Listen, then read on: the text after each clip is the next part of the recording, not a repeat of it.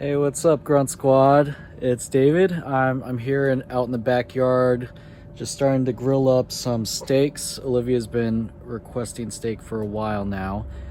She's got expensive taste, and we picked up some of these New York strip steaks from Costco, and they've got some decent marbling. We didn't go with the prime cuts, just out of cost saving. But when you're preparing steak that is that thick, you do have to kind of keep in mind, set it to a little bit lower temperature, just so it's not cooking the outside way faster than the inside.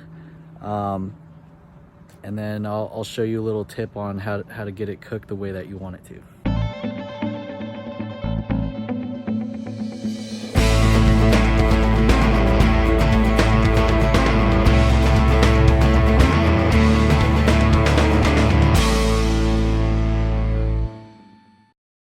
So we went with the pretty standard, like McCormick's Montreal seasoning. It's already got that cracked peppercorn and salt and a little bit of spice to it. And I think that should taste pretty darn good. So I know this grill looks horrible. I haven't really done a good job taking care of it. But, so one thing I'll do is use this extra fat piece to kind of just grease up where I'm gonna put my steaks down, and I'll cut that off after,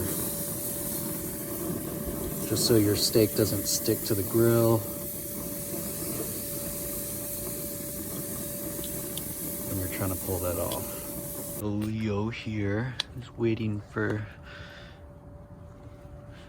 the steaks to get done, I'm sure. My good boy.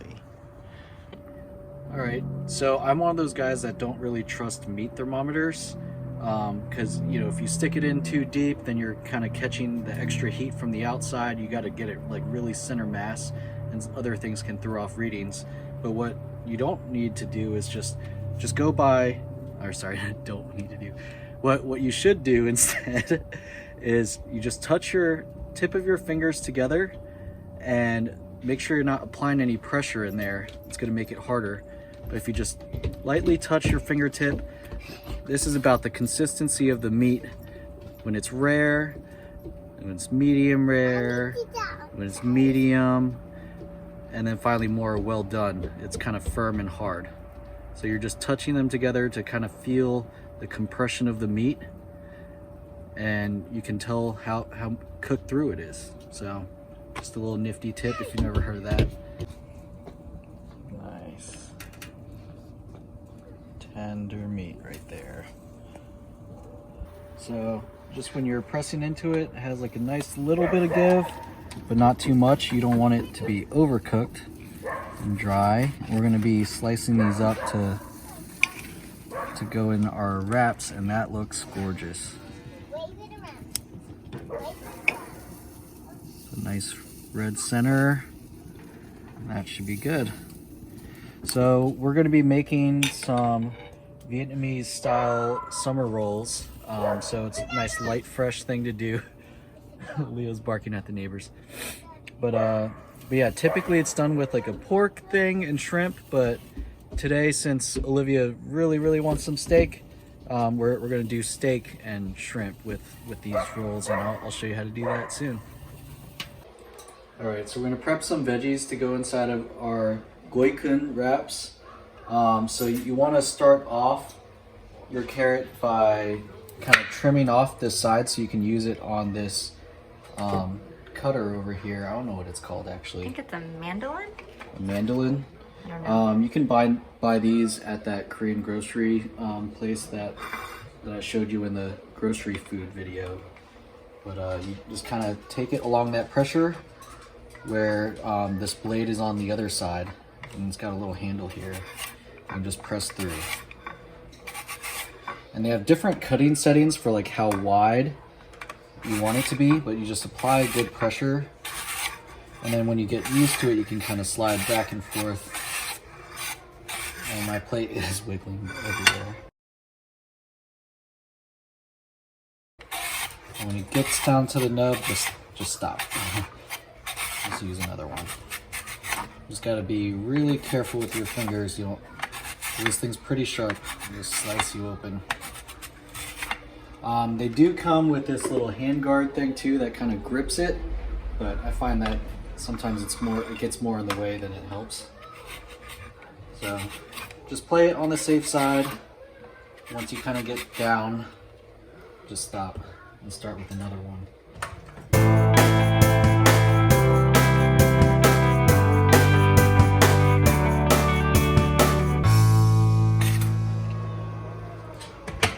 And there should be plenty of carrots. And they just kind of fall apart like that. All right, and then I'm gonna do the same thing with the cucumber. I'm just gonna cut the ends off over here. Actually, I'm gonna do this one at an angle so it's ready for that mandolin thing. So same thing, find that flat edge.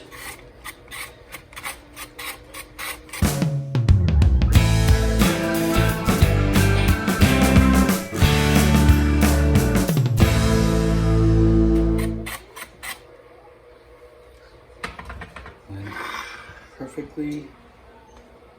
I think the term is julienne. Is that the right word? I think when you so. slice it really thin like that? Mm-hmm. So it essentially juliennes it for you instead of you having to be meticulous. And I'm all about making things easier for me, so that looks good, right? Mm-hmm. The noodles. So you just boil up some water. I'm gonna turn the heat back up. And you have these noodles that are designed for these types of wraps, but you can also do it in like a vermicelli rice bowl. I think it's called buntit noon. And you just do some like grilled pork on top and the same kind of veggies and a little bit of cilantro and stuff like that. It's really delicious. So, I think that's half a package is all. More than enough. You can just do 2. 2 of them. Mm-hmm. Okay. Or 3. Yeah. Well, that's 2. Okay, that's good. So these are like rice noodles, and they're so thin, so they will cook up pretty quick. And you don't want to overcook them or else the noodles get soggy. And I do kind of go for like a firmer noodle. I don't like it to be soggy. So yeah, just once they kind of seem a little bit soft, then you're probably good with these. All right, so I like my noodles like a little bit more like al dente, so like kind of a firmer, chewier noodle. So my biggest thing is just not letting it, I already pulled some out and just saw that it was nice and chewy. I'm just gonna pour this out and strain it.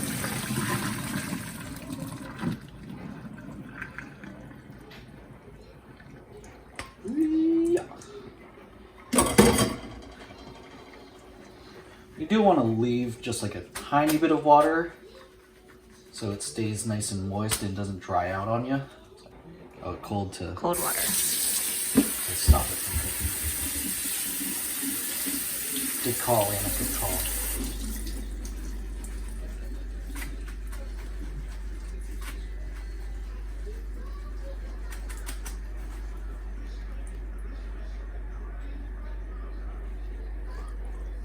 And we have some beautiful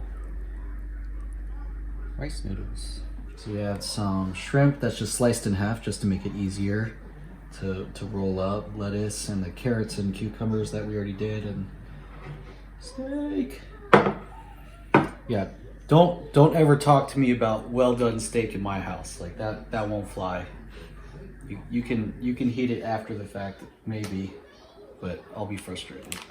And then we have these spring roll wrappers and that's pretty much what we're doing right there.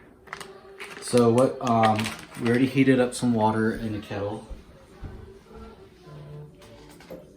So these Oh, no. So these are super helpful because they heat up the water super fast. And I'm just gonna add it to this tray. I'm gonna create like a little workstation here. And my back isn't what it should be, but it's, oh my goodness.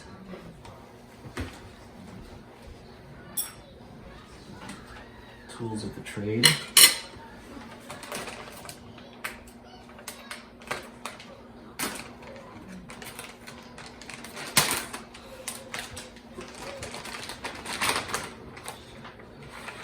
Alright, so this is like super thin rice, essentially just flattened down. And you're just gonna take a nice little dip into the water, just rotate it, turn, get it wet. You don't have to let it sit in there for any time at all, just get it exposed to that hot water. And I'm butchering this, okay. I'm just gonna lay it flat on my plate.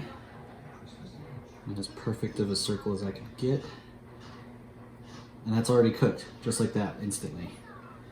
All right, so I'm gonna take this romaine lettuce. I just personally don't like these middle stem parts. I find them to not be as tasty, a little bit bitter. Let's tear that a little bit too. I'm gonna make a little line out of that. I'm gonna add, I'm just gonna go hands. What am I doing with chopsticks? Make a little line of cucumber so it's evenly dispersed. Carrots. And the order doesn't really matter. I just like to keep the lettuce kind of on the outside to hold it all together. And get some of these rice noodles that we prepped. Just a bit like that. Just kind of lay it in a nice line like that. For this first one, I'm just gonna do shrimp, so it's a little bit more traditional. You're gonna take this end, I'm ripping it, of course. It's okay if you rip it a little bit. You're gonna pull it kind of over and then tuck. Over and tuck. Alright? You're gonna take these ends. I swear I've done these looking a little bit better, but that's okay. It'll still taste good. Just fold those in, get it nice and snug, and keep all those delicious ingredients inside. I'm just gonna take it and roll it over nice and tight. Okay, I could have gone tighter than that. There you go. It's a little loose, let me try again.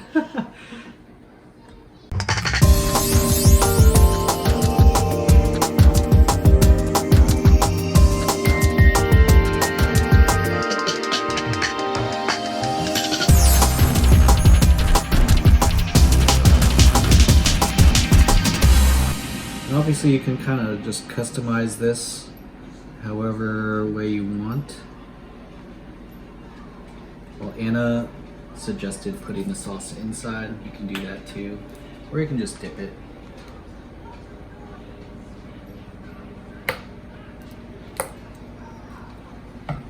When you do put sauce, I do suggest that you cover it with a little bit of lettuce just to keep the sauce from kind of being troublesome when you eat it.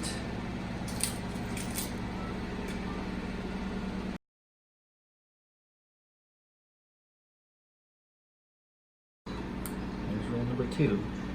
It's actually pretty nice looking, right? Mm-hmm. And rinse and repeat until you have all your rolls. Or, you know, another way of doing this is just everybody, it's like kind of like a participation exercise. Like everybody gets to kind of roll all their own rolls, and and eat them as you go.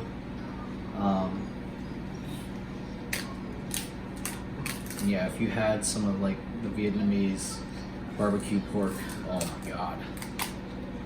Game over, man. Like, it's great. It's so good.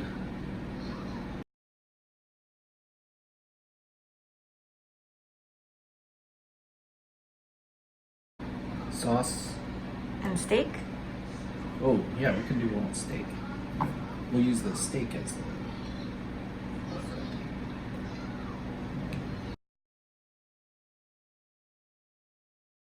So yeah, traditionally they use the pork. But for here, oh my goodness.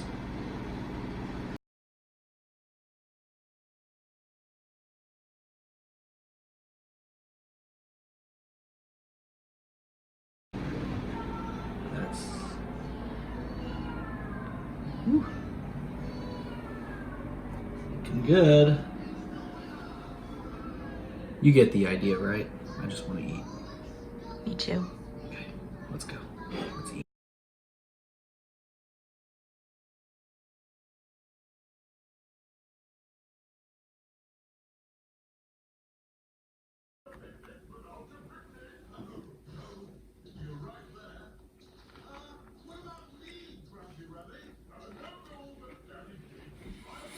Man, that's good.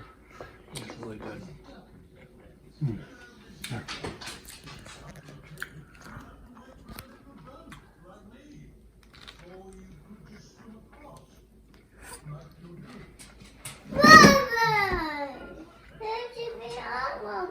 Very good. Watching Peppa Pig. I know, I got you. Olivia, what do you want? You want more steak? Getting them started early on these chopstick skills. Ooh. What a good boy.